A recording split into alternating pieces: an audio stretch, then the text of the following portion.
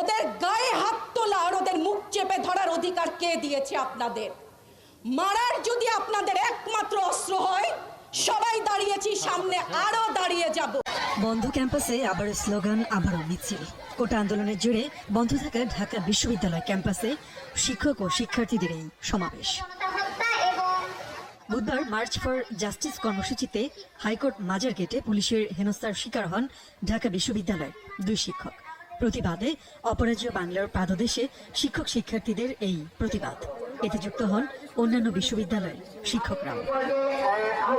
সমাবেশে শিক্ষকরা অভিযোগ করে বলেন, সরকারের নির্দেশে কোটা আন্দোলন দমনের নামে সারা দেশে তাণ্ডব চালিয়েছে আইনশৃঙ্খলা বাহিনী ও ক্ষমতাসীন দলের সমর্থকরা। তাই সরকার নয়, জাতিসংঘের অধীনে সকল হত্যার তদন্ত করতে হবে। ওদের গায়ে হাত তোলা আর ওদের মুখ চেপে ধরার অধিকার কে দিয়েছে আপনাদের? মারার যদি আপনাদের একমাত্র অস্ত্র হয়, সবাই দাঁড়িয়েছি সামনে, আরো দাঁড়িয়ে যাব। যদি খুনের বিচার না করতে পারেন, যদি খুনের বিচার না করতে চান, যদি আমাদের শিক্ষার্থীদের নিরাপত্তা না দিতে পারেন, তাহলে অবশ্যই পদত্যাগ করুন।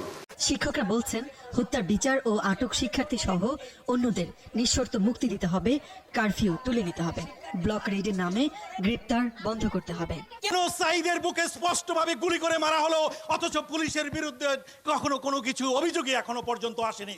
সিমটমগুলো আমরা নাজি আমলে দেখেছি, যে সিমটমগুলো আমরা প্যালেস্টাইনে দেখি, যে সিমটমগুলো আমরা শ্রীলঙ্কায় দেখেছি, সেই শ্রীলঙ্কা আমরা কোরিয়াতেও দেখছি, এবং কোরিয়া কি রাষ্ট্র আমরা জানি।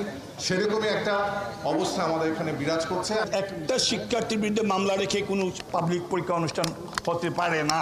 সমাবেশ শেষে ভিসি চত্বর, রাজু ভাস্কর্য হয়ে কেন্দ্রীয় শহীদ মিনার পর্যন্ত মৌন মিছিল করেন শিক্ষক শিক্ষার্থীরা।